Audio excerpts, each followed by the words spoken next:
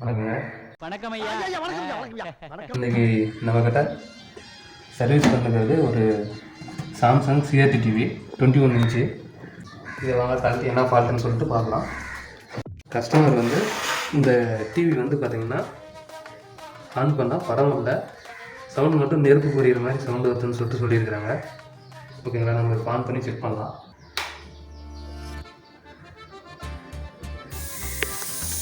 Okay, இப்போ பார்த்தீங்கன்னா போர்டில் இருந்து சார் வடகரி இது அவங்க பாருங்கள், டியூபுக்கு பிக்சர் டியூபுக்கு போகிற லைனு கிட்டத்தட்ட ஒரு 1400 வோல்ட் வந்து போர்டுலேருந்து பிக்சர் டியூபுக்கு போகும். அந்த வோல்டேஜ் வந்து லீக்கேஜ் ஆகுது. ஓகேங்களா, நம்ம இதை வந்து இந்த எல்ஓடி வந்து மாற்றணும். அப்படின்னா எல்ஓடி கப்பு மாற்றணும்னா அது லைஃப் வராது. அதனால் நான் வந்து நம்ம இந்த எல்ஓடி காயிலவே நம்ம மாற்றிட்டு நம்ம அப்புறம் டிவி ஆன் பண்ணி ரன் பண்ணி பார்க்கலாம். இது பாருங்கள், இந்த கப்பு ஃபுல்லாக இதாகி வெந்து போச்சு, நல்லா கிழிஞ்சி போச்சு ஃபுல்லாக. நம்ம இந்த கப்பை மாற்றினாலும் இந்த காயில் வந்து லைஃப் வராதுங்க. சாம்சங் டிவியை பொறுத்தவரையும் அப்படி தான். இந்த காயில் வந்து நம்ம புதுசாக தான் ரீப்ளேஸ்மெண்ட் பண்ண போகிறோம். சரி, கப்பு இது வந்து புது கப்பு. இது நம்ம போட்டு நம்ம மறுபடியும் சொல்கிறேன், இந்த இதை வந்து நீங்கள் தயவுசெய்து யார் மெக்கானிக்கலாக இருந்தாலும் சரி யாராக இருந்தாலும் இதுவே ட்ரை பண்ணாதீங்க.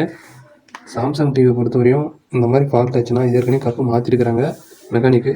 இது வந்து மறுபடியும் ஃபுல்லாகவே லீக்கேஜ் ஆகுது எல்ஓடி. ஆனால் எல்ஓடி புதுசாக தான் மாற்றி ஆகணும். நம்ம இதை வந்து போட்டு கஸ்டமர் வந்து கலரும் வரல, ஆடியோ வரலன்னு சொல்லி சொன்னாங்க. அதை செக் பண்ணுறதுக்காக தான் இந்த போர்டில் ஏதோ ஃபால்ட் இருக்குன்ட்டு நம்ம வேறு டியூப்பில் லோட் பண்ணி பார்த்துட்டு நான் உங்களுக்கு சொல்கிறேன்.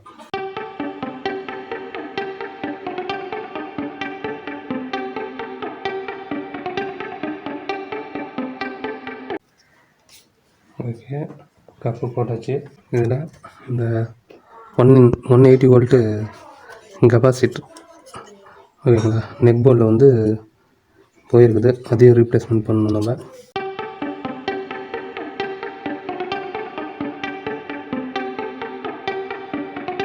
250 வோல்ட்டு 10 UFT ஓகேங்களா கெப்பாசிட்டர்.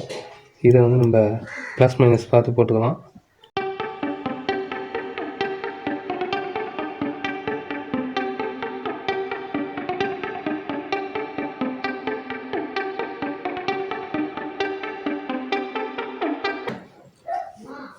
வேறு எதுவும் டேமேஜ் இல்லை. இந்த கப்பில் வந்து லீக்கேஜ் ஆச்சுன்னு சொன்னேன் இல்லைங்களா. இப்போ பார்த்தீங்கன்னா இந்த எல்ஓடி லைனில் இது வந்து பிஎஃப் போட்டிருப்பாங்க. பிஎஃப் 682 2kV பிஎஃப் 2 போட்டிருப்பாங்க. அதுலேருந்து பார்த்தீங்கன்னா இந்த லைனில் வந்து வெர்டிகல் ஐசியில் எல்ஓடி லைன்லேருந்து யோக்கு வந்து செராமிக் கெப்பாசிட்டர் போட்டு எடுத்திருப்பாங்க. அந்த லைனில் அந்த செராமிக் கெப்பாசிட்டர் வெடிச்சிருக்கு. அதை நான் காட்டுறேன் பாருங்கள் வீடியோவில். ஓகே, இந்த இடம் பாருங்கள், வெடிச்சிருச்சு. இந்த கெப்பாசிட்டர் வெடிச்சிருச்சு. சரிங்களா, நம்ம இதை கலட்டி நான் உங்களுக்கு காட்டுறேன்.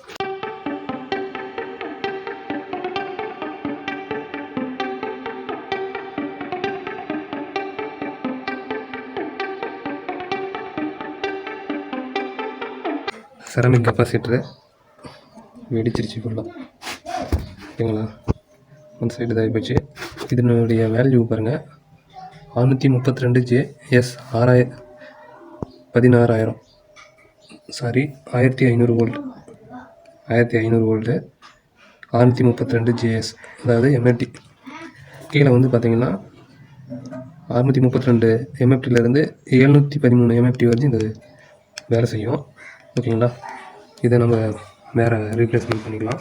இதுங்க இந்த எல்ஓடியிலேருந்து லூப் பண்ணியிருப்பாங்க. எர்த்து கிரவுண்டு வருதுனால கிரவுண்டுக்கும் இந்தாண்ட வந்து எப்படியே வந்தீங்கன்னா இது வந்து ஐசிக்கு போகும். இந்த இடத்துல பிஎஃப் 2 யூஸ் பண்ணியிருப்பாங்க. அந்த பிஎஃப்பும் ஷார்ட் ஆயிடுச்சு. அதுவும் நம்ம கழட்டி எடுத்துக்கலாம். அதுவும் புதுசாக ரீப்ளேஸ்மெண்ட் தான் பண்ணி ஆகணும்.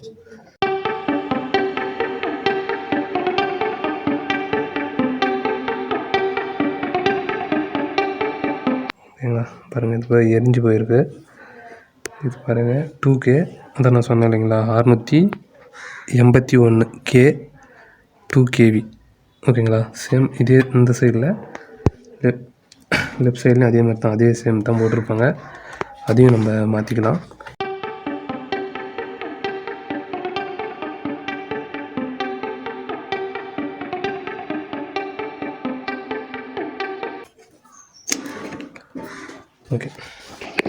எடுத்தாச்சு. அந்த பிஎஃப் நம்மளால் காட்ட முடியல, ஏன்னா அது எரிஞ்சு தீஞ்சு கரெக்டாக விழுந்து போச்சு. ஓகேங்களா. அதே அதே 681 2 kV, இதுவும் அதே தான். இதை நம்ம போட்டு சால்வ் பண்ணிக்கலாம்.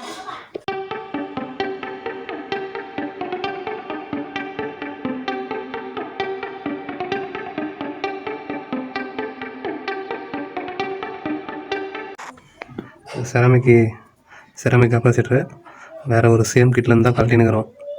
அதே 632J சேம் தான். இந்த கீழே மட்டும் 713 வருது, இதில் 730 வருது. அது ஒன்றும் பிரச்சனை இல்லை. அது நம்ம சர்வீஸ் மோடில் விற்று தான் கொஞ்சம் பெருசாகிறோம். அதை விற்று வந்து குறைச்சிக்கலாம். ஓகே, இதுவும் நம்ம வீட்டில் வந்து போட்டுக்கலாம்.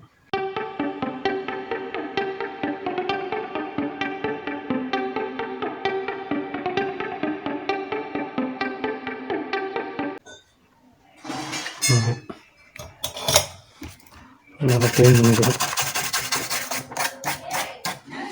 சரி, இப்போ நம்ம கிட்ட க்ளோஸ் பண்ணி கஸ்டமர் சொன்னாங்க ஆடியோ பிரச்சனை, கலரு ஒழுங்காக வரலன்னு சொல்லிட்டு அதை பார்த்துட்டு இப்போ என்னென்னா ஆடியோ வரலன்னாங்க, அதேமாதிரி கலர் ஒயிட்டாக வருதுன்னாங்க.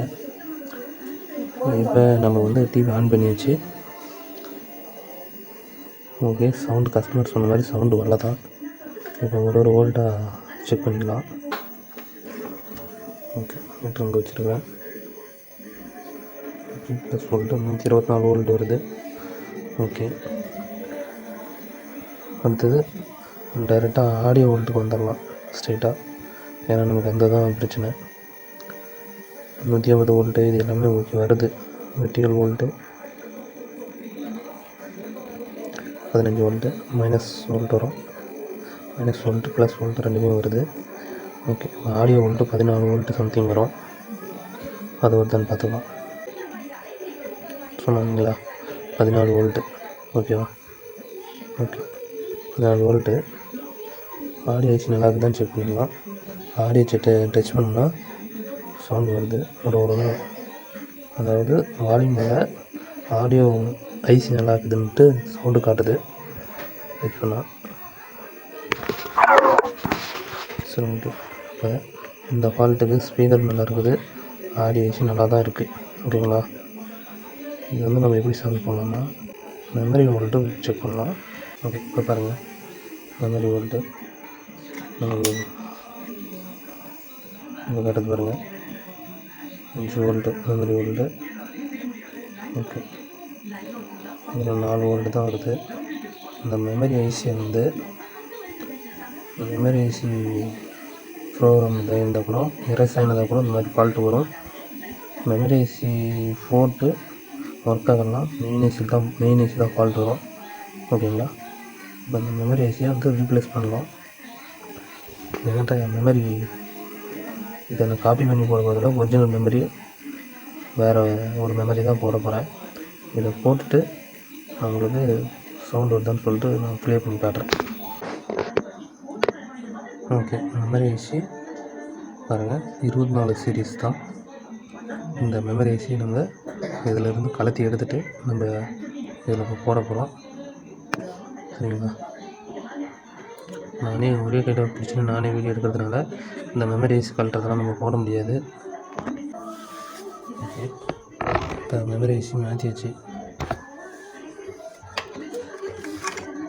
இப்போ இதை நல்லா துடைச்சிட்டு க்ளீன் பண்ணிட்டு நம்ம டிவி ஆன் பண்ணிக்கலாம். ஓகே, இப்போ எல்ஓடி மாற்றியாச்சு. எல்ஓடி வந்து நம்ம பிக்சர் டியூப்பில் வந்து கனெக்ட் பண்ணிக்கலாம். அந்த டஸ்ட்டெல்லாம் இருக்குது இல்லைங்களா, அதனால் முகத்துக்கு போடுற பவுடரை போட்டு நம்ம சுற்றியுமாக க்ளீன் பண்ணி விட்டுட்டு கப்பை மாட்டிக்கலாம் டியூப்பில். அது நல்லா க்ளீன் பண்ணி விட்டு இப்போ நம்ம ஏசி லைனில் எடுத்து சுவிட்ச் பாக்ஸில் போட்டு பார்க்கலாம். இப்போ எப்படி வருதுன்னு பிக்சர் எப்படி வருதுன்னு பார்க்கலாம்.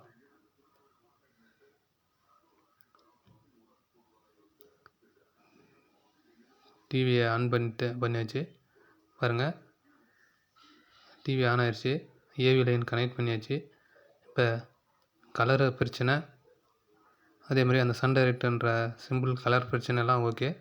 ஆடியோ செக் பண்ணுறதுக்கு படம் செக் பண்ணுறதுக்கு நமக்கு இங்கே சிக்னல் இல்லை. அதனால் நம்ம கஸ்டமர் வீட்லேயே டைரெக்டாக போயிட்டு செக் பண்ணிக்கலாம்.